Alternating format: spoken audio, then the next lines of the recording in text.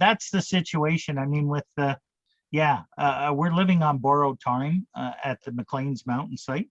So, I mean, if they say you got to remove things, then our asterisks, our IRLP, our D-Star, our DMR systems will go down, along with our APRS DigiNode and all of that. So now, whatever we can move over to RMI, multi-couple, or do something to keep a couple of systems going, then we can do that. And the other stuff, we'll have to look for other towers around the area. Wait for it. Yeah. And Al, yeah, there's a new tower that went up by the home hardware in the Moya area. yes. What is that tower for? Do you know? Absolutely. That is part of the Rogers network for internet. And what's happened, Bell Mobility and Rogers put up a series of towers across Manitoulin Island. Okay. What happens is they didn't go into the play box together and put one tower up. What they did is Rogers said, I'm going to put these number of towers. Bell Mobility put these number of towers. Now, what they've done on some of them is they've piggybacked the two cellular network systems. So depending on what you've got, whether it's Bell Mobility or Rogers, subsidiaries of that like Virgin and Kudo and Telus and that they all use those main. So it's a cell tower. If I were to go on a cell tower and go to Rogers or Bell Mobility, they would say, sure, you can come on our tower, but it's $1,000 a month. Plus you got to put in your own building. You got to put in your own hydro connection to it. So now I'm looking at a $50,000 installation to put a repeater on there for ham radio. Very expensive. That's the problem today, yeah. If we've already piggybacked, like CBC, we're so lucky to have been on there for 30 years that they say, okay, you're already on there, you're providing a public service. We want to charge you $200 a month rental. But guess what? RAC is negotiated with us, and you're providing emergency communications to municipalities and First Nation communities. Guess what? We're not going to charge you rent. Because that's such a political quagmire right now that CBC don't want to get involved in that. So we've been able to they have a water tower. They have antennas on a water tower there. Absolutely. So we could approach the band and council for Chaging and say, we'd like to partner with you. And that's exactly what we've done in the club. We're on top of the Kagawan water tower for a V3 repeater. So we went to Billings Township, done the emergency communication. They think it's great. Go ahead. We'll pay for your hydro. We'll pay for everything. And that's what's happening there. The other thing is for our II repeater. We're on the fire department antenna, our tower at Manitowoc. And we went to Asiganek Township and put the system on there. No problem, Al. Go ahead. We'd love to have you on there. Whatever happened to the old OPP tower there in Little Current? Is that still up and running, or? That's where McLean's Mountain is, and we've got all our systems on it. Oh no, I meant in Little Current, where the old station used to be. The old station. Isn't there a tower there? No. Downtown, yeah. Well, the tower that you see beside it, in downtown Little Current, that's Craig Timmermans with the Manitoulin Country. He owns the house next door, and that's okay, that's his tower. Okay, I see. Okay. Yeah, that wasn't OPP. No. Okay. I always thought that too. I always thought it was the OPP tower there, right with the station. But no, good it's to know. right. Yeah. No, me too. So I'm sorry, I'm going to ask the question. Well, no. Now we know. Well, that's good questions. No, how we got the signal when we used to have the base station in the detachments, it went over telephone line, hardwired telephone line up to the tower site. And that's how it Oh, was right. connected. So when we keyed the radio in the detachment, it would go across the telephone line and send the audio feed up to the tower and out through the transmitter there. So that's not practical to do in this day and age, What's that? to feed through a telephone line? Well, you can still do that, but we still need a tower and a transmitting station. Yeah. So, Actually We a lot need- more expensive to do that than use the internet. yeah, because you Yeah, it need a probably is, dedicated telephone line, right? Absolutely. Now that we've got internet, and if we can get like these, I think everybody saw them. Yeah, here it is over here. Thanks to Bill and Tom there, we got these portables. So this is what we're going to do. I got the Bell SIM card, and then this is the router, router or modem that sits up at the tower site with the antennas, picks up the cell service, and then what we do is we plug in our router to this connection here, and now we've got internet at RMI. And now we've got the ability to run internet connections to that repeater system. Do you only have the one there, Al? I've got two of these. Planning on using the one at one of the other sites where there's no connectivity, like LTR? Well, what's going to happen, the problem with, and I haven't looked at all functions with it, I can piggyback on my existing data, okay, service for $10 a month with one of these cards, which is quite affordable. How much data would it be using on out Well, of your that's system? a good question. I'm not sure because You I need don't to find out how much usage it takes. exactly.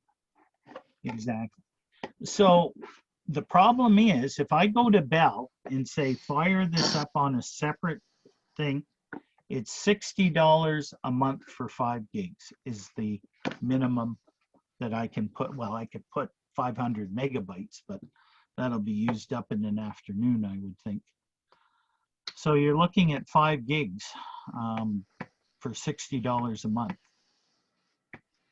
We're already paying unlimited with Craig's system for McLean's Mountain, and it's costing us $57 a month. And that's with taxes. and Don't cancel that plan. Oh my No. God. No, and he's giving us a deal. He's giving us a deal because we've got a commercial connection in there. But it has its moments too, because some of you that have checked into the D-Star nets or that, you hear the odd packet drop out. It's because we got a wireless 2.4 gig system over to his tower coming in. I mean, it's what we're hoping for is I've been on these conferences, and of course, like what Aristy's got, that Starlink, and I mean, that's wonderful. He's got what, 300 down and 150 up for $120 a month. I mean, it's a little steep, but oh my God, it's good. And as the systems are going, he's not dropping out or freezing up like he used to there a couple of months ago. So he's doing quite well with that type of system. We could easily put a dish up at one of the tower sites and use something like that, but is the club willing to spend $120 a month and then the initial $800 outlay for the equipment? The next phase, yeah, sorry, go ahead, John. I was just going to say, I mean, you got a lot of stuff using internet at McLean's Mountain. Yeah. But, at RMI, you're probably not going to use anywhere near as much bandwidth up there if you're just going to link in an all-star node and maybe your YSF stuff. Like, I don't know what else you're planning on hooking on there, unless you're going to put a video camera and a bunch of other monitoring stuff. But other than that, for sure, you're going to be using a lot less bandwidth there. Yeah. And I think there's a way of going into our router and getting a report on how much internet we use. But I mean, part of this is an experiment, is to find out how much does it use. Yeah. And then if you had to get a separate plan, then you know what kind of plan you should purchase. Absolutely. you know, go for the cheapy one because, you know, 5 gigs is more than enough a month, and or not enough. Then you'd have to get something that, you know, you can manage the overflow. Absolutely. Absolutely. Yeah. That's what we're looking at. And then, of course, nice thing with asterisks, right? You don't have to have a static IP, correct? Well, yes and no. Okay. Because it may be $10 a month extra for the static. And if it's worth doing that, then we do that. But we can get I away would with say it. you could probably get off without it. It's a little more complicated, but we can work around it. Okay. Okay. Yeah. So, I mean, yeah, there's all things to configure with it or consider, indeed. But absolutely. I mean, if we can get away with it, you know. But But when are you as, figuring on going up to the tower to put that modem in place? Or well, hopefully within the next week or so. yeah, Like okay, the first step is I'll go and flip the repeater back over. So Yeah. tomorrow afternoon, you'll hear the old, hello and welcome to the VE3RMI repeater serving Manitoulin Island, North Shore, and all that Mhm. stuff that comes The along repeater's with it. coming out of quarantine. Well, and you know what? Like I said, John, it's been a good, if you've listened to the pros and cons that I've done on it. I mean, it was good feedback from everybody on it, you know, and definitely some people are, you know, they're sorry to see the C4 FM go away, but others are just can't wait to get the old FM back and running. I'm still confused. I was leaning towards the Yaesu radio, and now I'm back to ICOM on 73. Yeah. Well, It's yeah, I'm. it's Go ahead now. yeah, well, it's one or the other. The nice thing about it, as John knows, and anybody else that's been up to the tower site, 2 minutes to flip the repeaters back and forth. Like, I mean, there's nothing to it. And then down the road, like you don't notice on the asterisk node 146.55 and the D-Star repeater, they're running off one antenna, 2 different systems off one antenna. I mean, I can run, we put the multi-couplers in there, put the system fusion repeater on a separate frequency and run it off of RMI. And if we internet's there, hook it up to the, and just run the system fusion repeater strictly as a D-Star or strictly as a C4 FM repeater, like the ICOM. Like if you want to use VE3RXR now, you need an ICOM repeater. Now, here's the other thing I haven't even thrown out to the club or the mix yet. ICOM have just developed a new repeater that is identical to the system fusion repeater that does FM AM D-Star. Oh God. Okay. Oh my And God. they've built in this to the repeater. Oh my. Okay, so Oh that you don't need an external. All you have to do is put the SIM card into the repeater. Yep. And now you've Yeah, got so- full internet Yeah, but connection. how many bucks does that cost? That freaking repeater, that radio Oh, $1,500. transmitter. Well, it's not that bad then. No, Really? no, it's a replacement. No, It's for an what it's going to upgrade. do, for what it's going to do, it's You trade in your old ICOM D-Star stack? No, unfortunately not. They're not. But Ray Novak, the sales manager for ICOM, has said, if you're looking to upgrade, if you've got an existing D-Star system that's in there, what we're going to do, as a matter of fact, while I've got you on here, what we're going to do is we're going to give clubs a break with it. So, I mean, this is just coming out. They haven't, they've made an announcement, but they haven't. It's a issue where they're working on some of the protocols with it. But let me just bring it up so you can have a look at it here. Where are we here? Okay, let's go down here and see if I can find it. Okay, under here. And now I'm looking for ICOM. it seems to me that ICOM and Yisu are really competing for the hams out there right now to see which system everybody's going to go on, I guess. Well, yeah, you know, I mean, they know where the See, market is. yeah, well, that's why like I'm on the fence right now, you know. And I'm going to buy a rig, but oh, now you're coming out with all of this new information. How much longer do I have to wait to make my decision? It's one Well, day I'm ICOM, the next day I'm Yisu, and heck, It's I just just gonna don't keep know. changing. It's all, you just don't I know. even, you just buy something. Just go buy it. Don't worry about it. Throw money at it. yeah, they're not. Yeah, it's only money. You're just gonna make more, right? Go buy one of each. Well, I just got to And grow a tape them good together with duct tape and call it dual mode. dual mode. Well, that would be just great. Eh? Just have the one radio dual mode without the duct tape. It wouldn't be That'll Canadian if never it didn't have happen. the duct tape on it.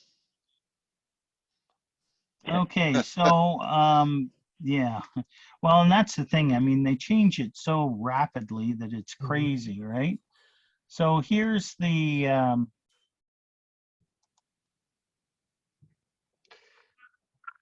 can everybody see that? Let me see Yeah, if I can I got it. blow it up a little bit more.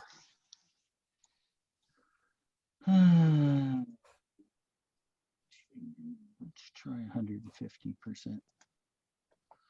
Okay, so Perfect. Yeah. so this is the third generation D-Star repeater that they're looking. So they're looking at upcoming key features of the new D-Star repeater from ICOM. It's going to have D-Star FM dual mode operation. Well, where did that come from? That came from Yaesu, right? New hardware expands the reach of current D-Star access with the ability to replace legacy analog repeaters, providing FM and D-Star capabilities at one time. However, as I just went through the pros and cons of running an AMS mode repeater, are you going to run into the same issues on D-Star? Who knows? Single band repeaters. So they're going to have an RP 2010, which is the 2 meter, the 4010, which is UHF, and the 1200, which is digital. Okay, Wow. data digital modes. To make a perfect single band repeater in single 2U 19-inch rack mounts, which are quite good. Full stack repeaters for those who want a full stack. The RP2C is required to integrate the 4 models. Well, we've already got the ID RP2C. So 270 23. we'll have DV or DD mode support. So the 1200 model will be able to do digital voice or digital data mode. LTE linked modules. An optional 4G LTE modem, the UX262, is available for repeaters located in areas with LTE coverage, but not internet connectivity.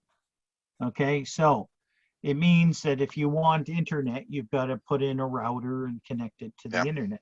But if you want LTE coverage to get out to the networks, and you've got LTE cellular, which this is what this is basically going to do for us here, then it's built into the repeater with that extra module. So it saves an extra step. Power output.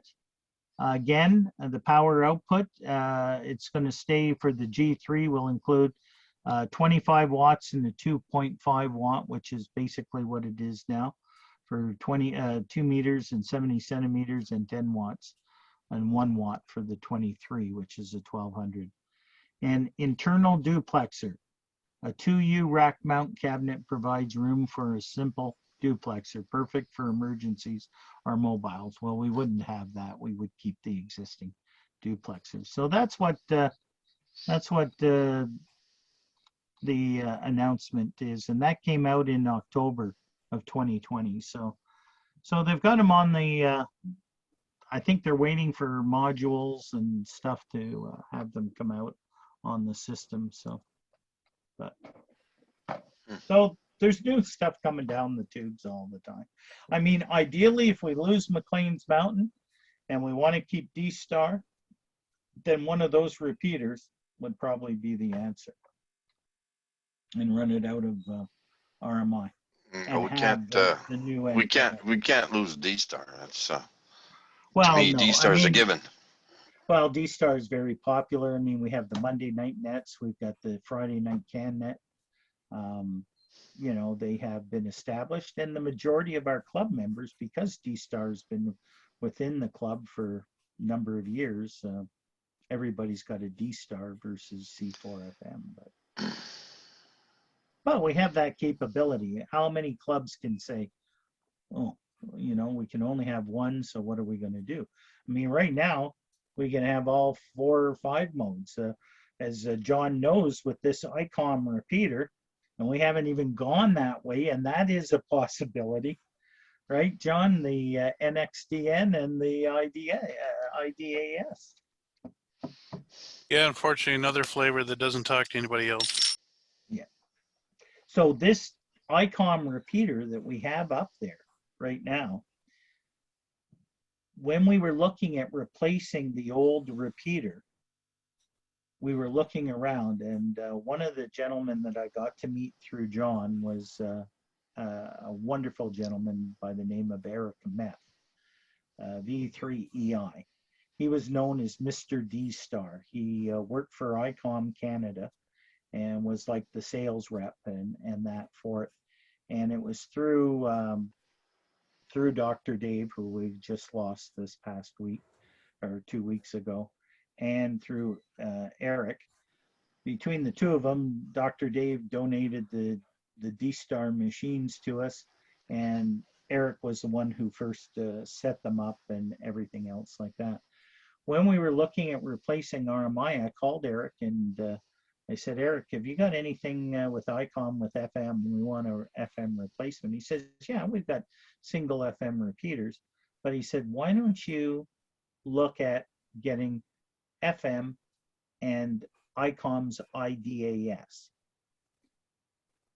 And I said, what's that? He said, well, it's the commercial digital component of a D-Star. He said, the repeaters cost the same. So he said, if you buy one of these repeaters, it'll give you great FM technology because we built it for FM. But it'll also give you, if you any future expansion in digital ICOM commercial technology.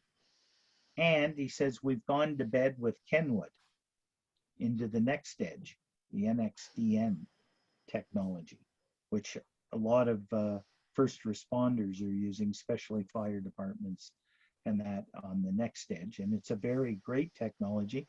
And amateurs are starting to explore that way. As a matter of fact, John has a bunch of NXDN radios. I've got one sitting in my shack right here too. It has the capabilities of that, but they're commercial radios. Amateur radio hasn't gone into the IDAS or the NXDN market. So if you were wanting to operate that digital mode, you would have to go and buy yourself a commercial graded Kenwood radio, and they're not cheap. I mean, I've got used radios, and the used radios are $200 or $300. You know, to buy a brand new one, you could be paying upwards to $700 to $1,000 just for a mobile or a handheld on that digital market. So, you know what? I mean, the amateur market hasn't gone there yet. Some are playing with it, the technical guys and that, and they work very, very well. It's very nice digital, but we have that technology. Should the day ever come that we say, yeah, let's go NXDN or let's go IDAS, we have that capability. So right now, today. For the amateur, I'm seeing that with the new repeater that they're just coming out with. I don't think that that's the way they want the amateurs to go. I guess it's they don't want to be commercial. They just want to be, I don't know. Yeah, well, and the thing is, Amateur? well, the issue with it is the technical guys, okay, really like this type of stuff because they know not every Tom, Dick, and Harry is going to go out and buy one of these radios. So if they want to set up their networks and their technical, like right now, if you get one of these hotspots, right? You get a hotspot or, you know, put one of these things in here, you will see that they've got it built in with NXDN or P25, right? And you can go on the P25 reflectors and the NXDN reflectors, but you need a P25 radio, you need an NXDN repeater, unless you get an open spot 3, and that will allow you to go in on any other digital mode. But what happens is the technical guys are all up on those reflectors. Hey, You're Al, not going to hear the average guy. Yes, Bob. before you go, after you closed down last week, Yes. I left my Zoom running, Okay. and I could hear somebody shuffling stuff around on their desk and running an electric drill.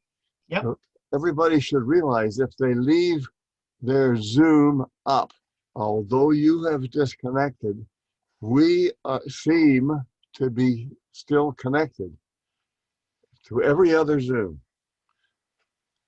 Believe it or not, everybody else is in there. Although you are a controlling manager, so to speak. Yeah, I'm surprised. That's interesting. Yes. Well, I thought that might. I'm sorry to have interrupted because I have to go to lunch. But when Al dropped off, I was sitting here tinkering around with the radio, and then somebody was shuffling papers, and then they ran a small electric device, and I thought to myself, holy smoke, Al had dropped the system. So it looks like, and I'm assuming, that though Al creates this Network? Network? it stays up.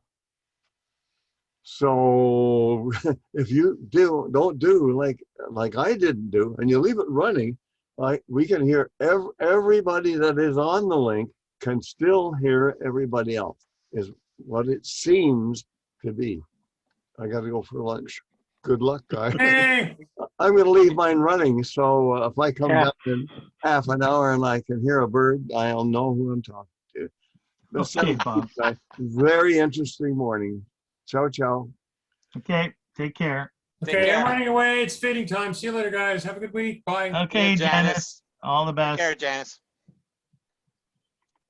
Yeah, Bob had called me on that, and I said, well, no, the actual, you know, room or the network, I said, I'm all shut down. I don't know what the heck you're hearing. So I'm not sure what he was connected to or what he was hearing on it, but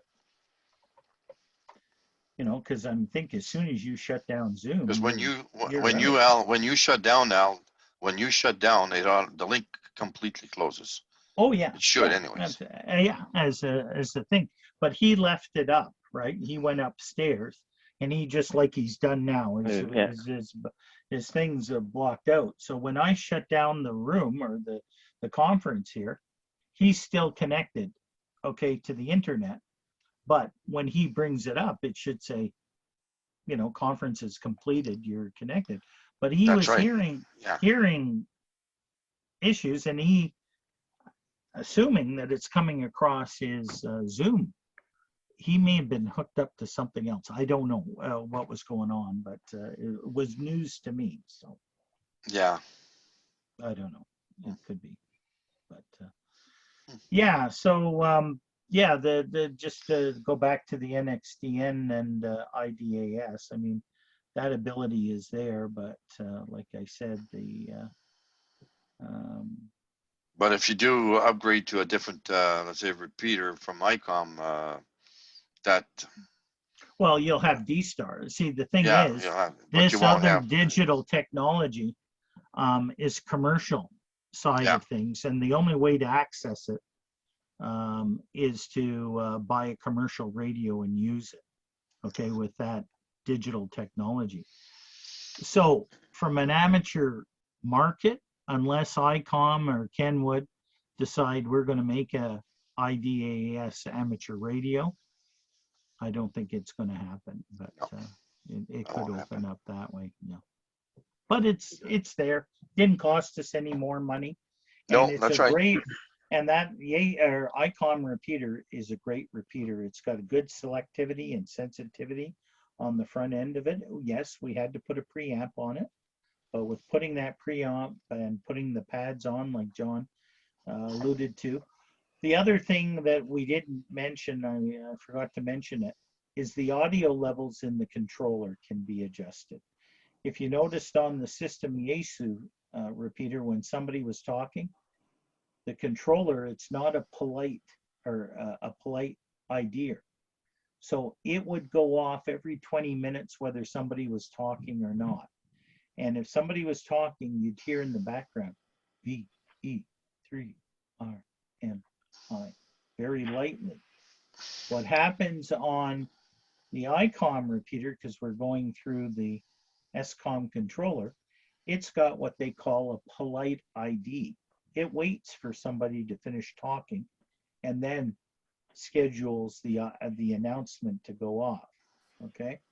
However, they have what they call an impolite ID, which means every hour on the hour, and this is where it's getting people upwards or concerned, is that at like 9 a.m., 10 a.m., 11 a.m., 12 p.m., 1 p.m., 2 p.m., 3 p.m., every hour on the hour, you hear VE3RMI repeater. Okay, that announcement goes off whether you're talking or not. If you're Yeah, talking, I've noticed that at the round table sometimes, like say around let's say everybody says, "Oh, there's the hour announcement yeah, going off." yeah, Right? People you'll get be used. Pretty be some minor chat. thing for me, if you ask me, as Oh far yeah, as it's not complaints go, bothering pretty me minor, either. yeah. Yeah, That's it not an is. issue.